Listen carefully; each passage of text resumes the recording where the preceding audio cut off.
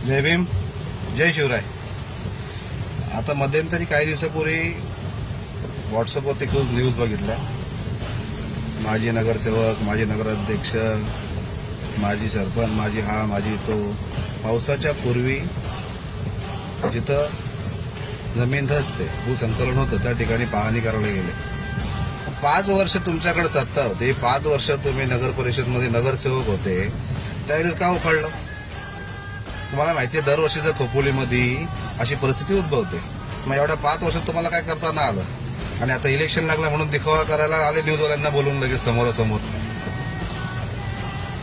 दिखावा करण्यासाठी फक्त तुम्ही लोकांना येता का?